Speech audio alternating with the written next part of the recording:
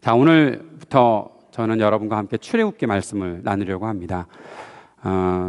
출애굽기 말씀 오늘은 1장 6절에서 11절 그리고 17절에서 20절까지 말씀 함께 나눌 텐데요. 우리 먼저 같이 성경을 읽어보도록 하겠습니다. 같이 읽겠습니다. 시작. 세월이 지나서 요셉과 그의 모든 형제와 그 시대 사람들은 다 죽었다. 그러나 이스라엘 자손은 자녀를 많이 낳고 번성하여 그 수가 불어나고 세력도 커졌으며 마침내 그 땅에 가득 퍼졌다. 요셉을 알지 못하는 새 왕이 일어나서 이집트를 다스리게 되었다. 그 왕이 자기 백성에게 말하였다. 이 백성 곧 이스라엘 자손이 우리보다 수도 많고 힘도 강하다. 그러니 이제 우리는 그들에게 신중히 대처하여야 한다. 그렇게 하지 않으면 그들의 수가 더욱 불어날 것이고 또 전쟁이라도 일어나는 날에는 그들이 우리의 원수들과 합세하여 우리를 치고 이 땅에서 떠나갈 것이다. 그래서 이집트 사람들은 이스라엘 자손을 부리는 공사 감독관을 두어서 강제 노동으로 그들을 억압하였다. 이스라엘 자손은 바로가 곡식을 저장하는 성읍 곧 비돔과 라암셋을 건설하는 일에 끌려 나갔다. 17절. 그러나 산파들은 하나님을 두려워하였으므로 이집트 왕이 그들에게 명령한 대로 하지 않고 남자 아이들을 살려두었다. 이집트 왕이 산파들을 불러들여 그들을 꾸짖었다. 어찌하여 이 일을 이렇게 하였느냐?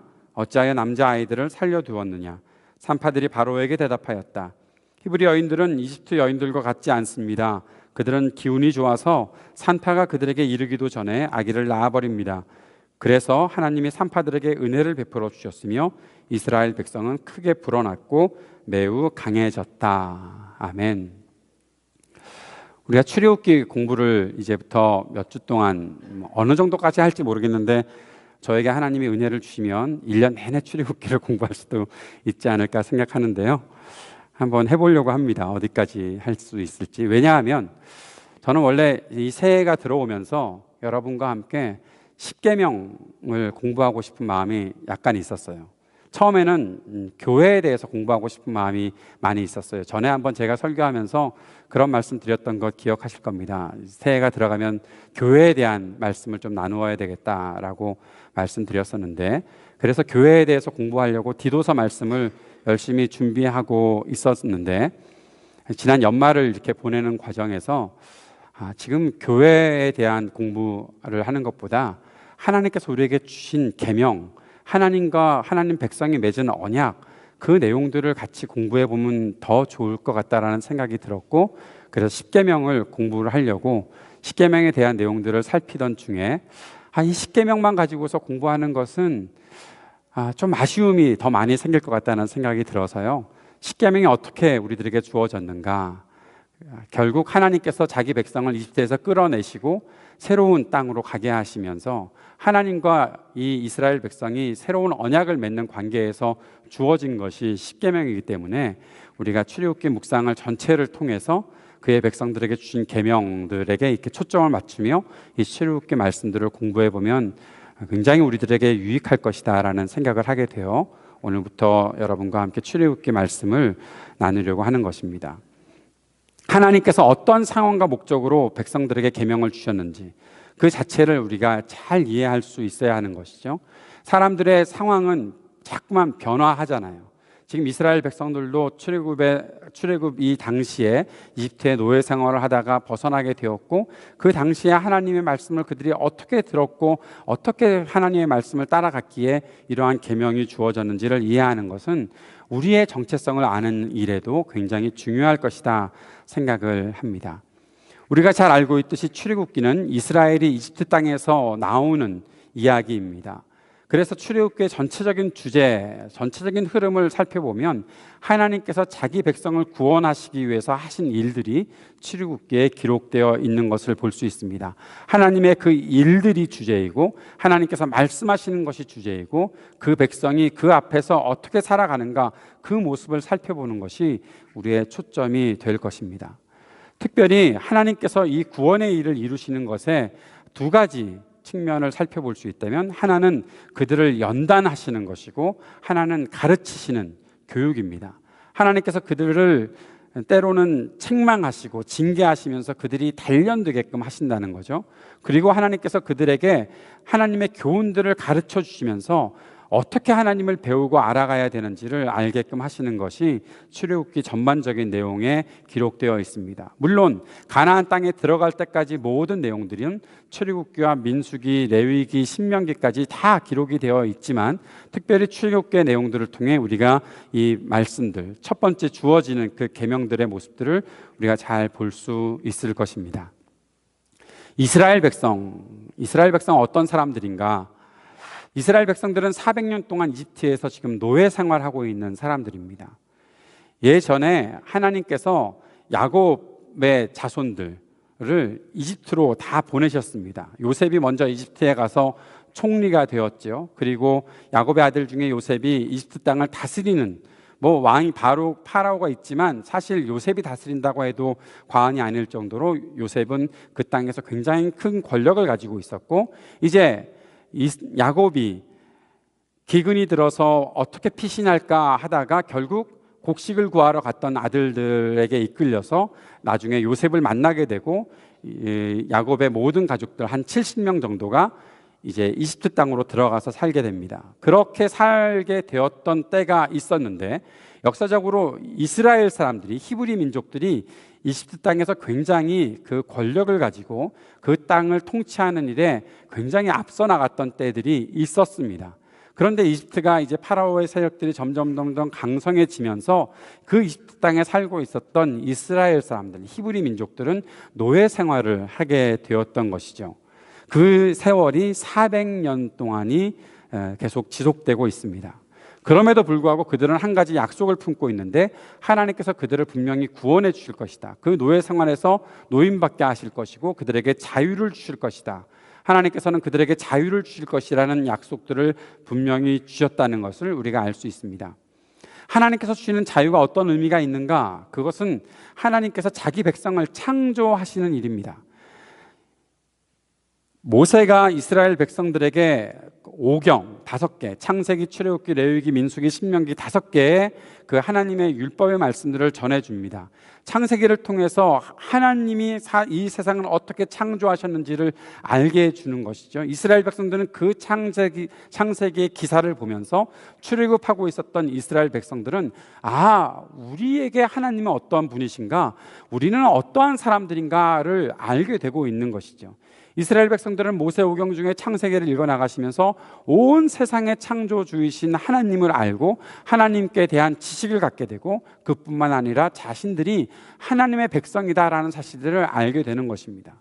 그런데 그 세월이 400년 동안 하나님과 이스라엘 백성들 간의 어떠한 관계가 있었던 그 기간이 끊어진 것처럼 사람들은 느낄 수밖에 없는 거죠. 왜냐하면 노예 생활하고 있었으니까. 그런 때 하나님께서 그들에게 자유를 베풀어 준다는 것은 어떠한 의미가 있나 하면, 하나님께서 그 백성을, 이스라엘 백성을 새롭게 창조하신다라고 그 의미를 우리는 거기에 둘 수 있습니다. 출애굽기는 하나님께서 자기 백성을, 자기 민족을 새롭게 창조하시는 기사입니다. 그것이 구원으로 나타나는 것이고, 하나님의 역사하심을 통해서 온 땅의 지배자가 하나님이시다라는 사실들을 드러내고 있는 것이 바로 출애굽기의 기사인 것입니다. 우리가 잘 알고 있듯이 이스라엘 백성들은 이집트의 노예로 살아야 하는 백성들이 아닙니다. 그들의 정체성은 노예가 아닙니다. 이스라엘의 정체성은 하나님의 거룩한 백성입니다. 하나님께서 그들을 지으셨고, 하나님께서 거룩함을 그들에게 주셨고, 그 거룩한 사람들로서 하나님께서 맡기신 거룩한 사명을 수행해야 하는 것이 이스라엘 백성들의 정체성이라는 것이죠. 이스라엘 백성이 노예 생활하고 있지만 그들에게는 그러한 자부심이 있어야 하는 것입니다. 내가 이 속에서 노예 생활로 지금 일을 하고 있지만 나에게 하나님께서 분명히 자유를 주실 것이고, 고향 땅에 돌아가게 하실 뿐만 아니라 하나님께서 우리에게 베푸시는 그 모든 능력들을 내가 받고 하나님의 거룩한 백성으로 살아갈 것이다. 그것에는 분명한 하나님께서 주시는 사명이 있고 그 책임을 다하는 것이 바로 우리가 살아가야 되는 모습이다. 그 사실을 이스라엘 백성들은 기억해야 되는 것이죠. 우리가 거룩함이 무엇이라고 정의하고 있습니까? 거룩함이라는 것은 대표로서 책임감을 갖는 것이다 라고 말씀드렸잖아요. 하나님께서 그들을 구별해 내셨다면 그들을 대표로 부르신 것이고, 그들에게 책임을 주어서 이 땅에서 어떻게 살아야 한다, 너희들이 이 세계에 존재하는 이스라엘 백성들이 이 세계에 존재할 때는 너희들이 단지 나의 백성이라는 어떤 자부심이나 자랑거리로만 살지 말고 내가 너희들에게 허락했던 그 모든 사명들을 잘 감당할 수 있어야 한다. 그것이 거룩한 백성으로서의 정체성이고 큰 그 사명이라는 것이죠. 그런데 그렇게 살기에 이들 앞에는 큰 벽이 가로막고 있었던 것을 볼 수가 있습니다. 바로 이스라엘 백성이 지난 400년간 큰 제국을 섬기는 노예로 살아왔다는 것이죠. 의도하진 않았지만 그들에게는 자연스럽게 어떤 일들이 생겼을까요? 400년의 노예 생활을 했다. 그렇다면 쉽게 떠오르는 단어, 노예 근성이라는 단어 떠오르지 않습니까? 이스라엘 백성들에게는 노예 근성이 생긴 거예요. 노예로 살았으니까. 아버지도 노예였고 나도 노예이고 태어날 아기들도 다 노예가 되는 거예요.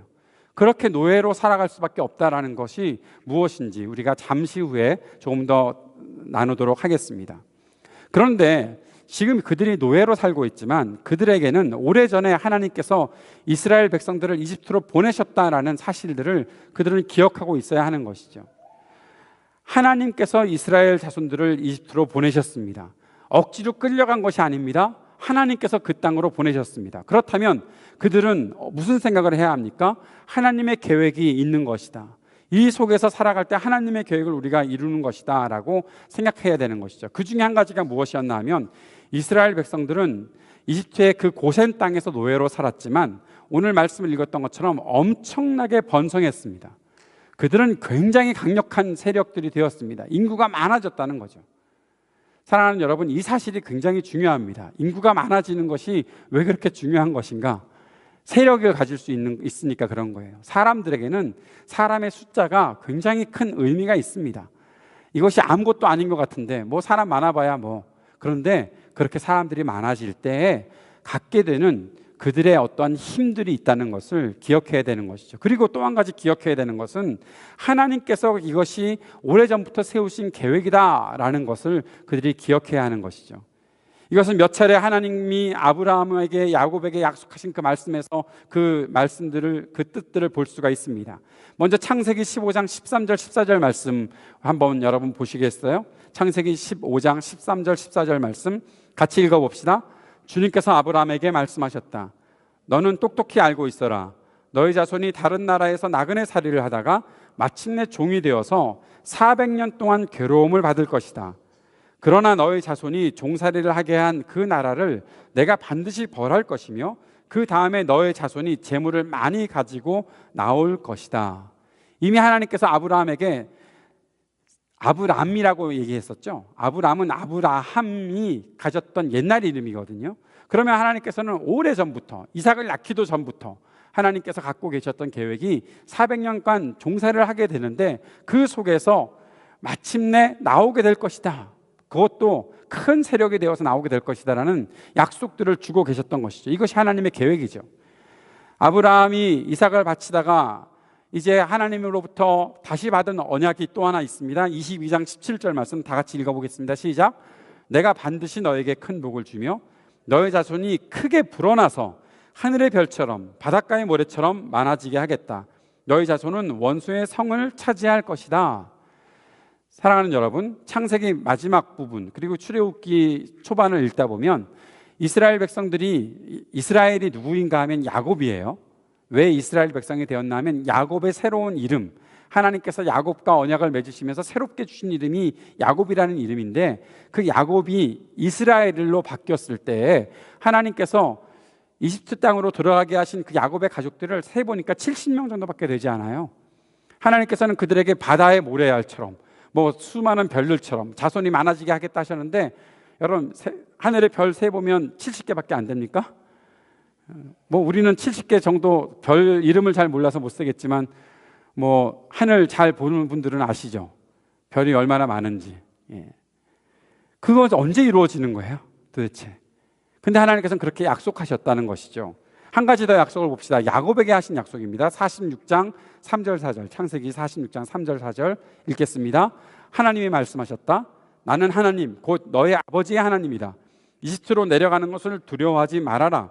내가 거기에서 너를 큰 민족이 되게 하고 나도 너와 함께 이집트로 내려갔다가 반드시 너를 거기에서 데리고 나오겠다. 요셉이 너의 눈을 직접 감길 것이다. 이것이 야곱에게 하신 하나님의 약속이에요. 이스라엘이라고 말씀하시고 그렇게 이름 바꿔주신 이스라엘에게 하나님께서 약속하신 거예요. 이집트 땅에 가서 뭐 한다고요? 하나님이 뭐 하시겠다고요? 이집트 땅에서? 노예 생활하고 종살이 하는 것이 중요한 것이 아니라 하나님이 그들에게 갖고 계신 계획은 내가 거기에서 너를 큰 민족이 되게 하고, 그러니까 이집트 땅으로 가는 거 두려워하지 말아라 하고 하나님께서 야곱을 이집트로 보내신 거예요. 70명의 가족들밖에 되지 않지만 네가 가면 거기서 큰 민족이 될 것이다. 너희 자손들이 그렇게 될 것이다. 너의 아들 요셉이 너의 눈을 직접 감길 것이다. 하나님께서 주셨던 약속이라는 거죠. 그리고 아주 중요한 약속, 나도 너와 함께 이집트로 내려갔다가, 종살이 하는 사람들이지만 그들이 잊지 말아야 될, 결코 잊어서는 안 될 소식이 무엇입니까? 약속이 무엇입니까? 하나님이 우리와 함께 하신다. 크리스마스 때 우리가 늘 고백하고 선포하는 이름 임마누엘, 하나님이 우리와 함께 하신다. 이 약속을 야곱에게 하나님께서 주신 것이죠. 이스라엘 자손이 점점 세력이 강해지는 그 결과, 그것은 하나님께서 가지고 계셨던 계획이라는 것입니다. 그런데 그렇게 되면서 무슨 일이 생겼나 하면 이스라엘에게 큰 고통이 찾아오기 시작했어요. 점점 세력이 강성해지면서 파라오가 번성하면서 세력이 커지는 이스라엘 자손들을 더욱더 강하게 압제했던 거예요. 왜냐하면 두려우니까. 이방 민족들이 들어와서 자꾸만 자신들의 세력들을 불려나가고 있으니까 본토 사람들은 그것이 두려운 거예요. 싫은 거예요. 그러니까 어떻게 합니까? 억압하는 거예요. 지금도 그것은 이 시대에도 똑같습니다. 미국에도 똑같습니다. 어떤 세계나 똑같습니다.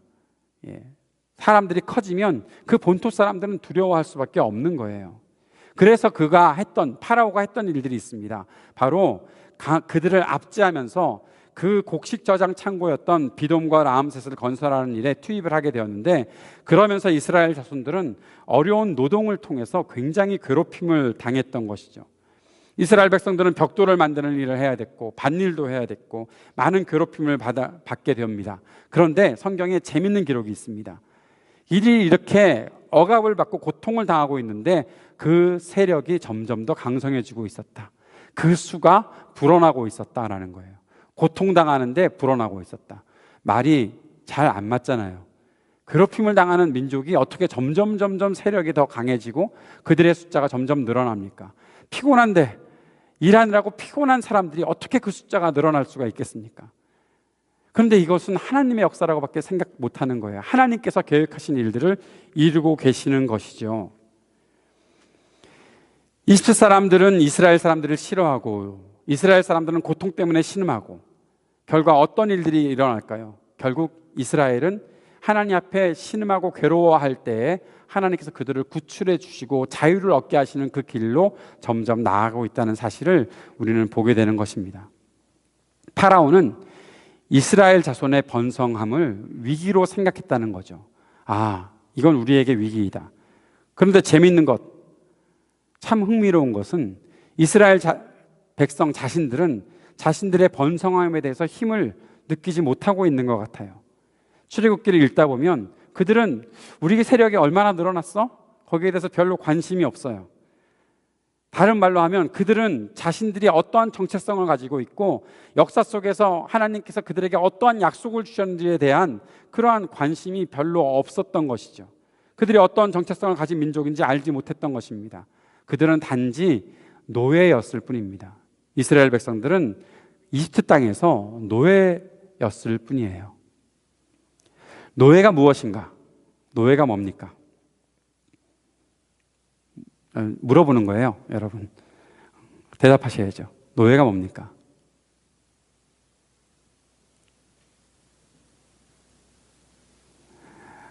물론 여러분이 살고 있는 시대에 노예가 없어서 노예가 뭔지 잘 모르신다고 얘기할지 모르겠지만, 노예라는 것은 시키는 일 하는 사람이 노예죠.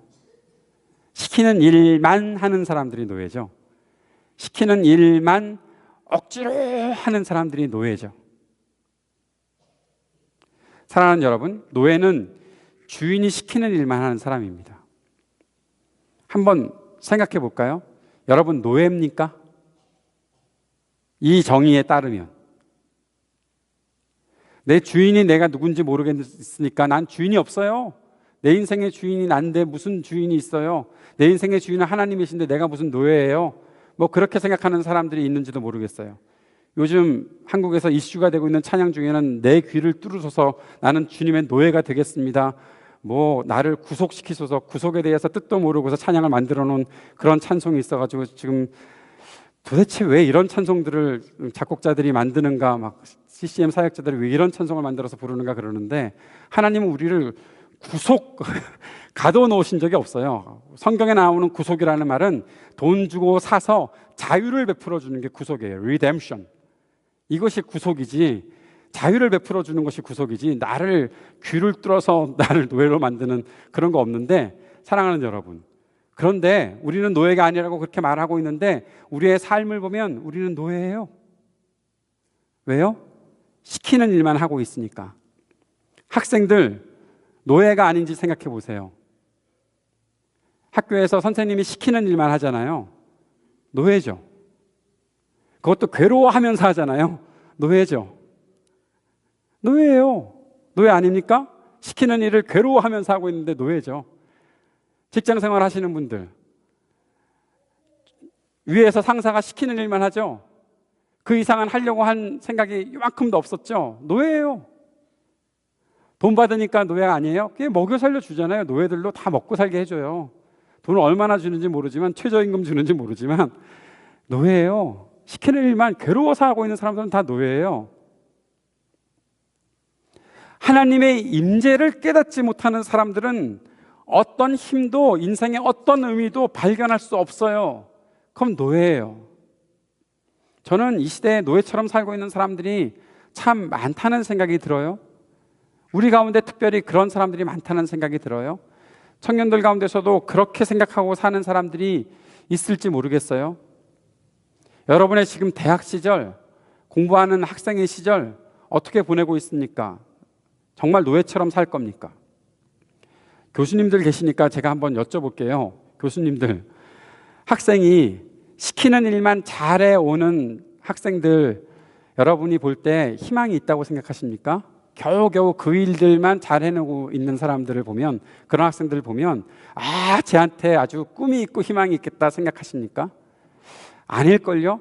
그래도 뭔가 내가 주어진 일을 성실하게 하는 것 플러스 그 이상의 것들을 해내는 학생들이 찾아오거나 그 학생들을 발견하게 되면 그 학생들에게서 꿈을 발견하죠.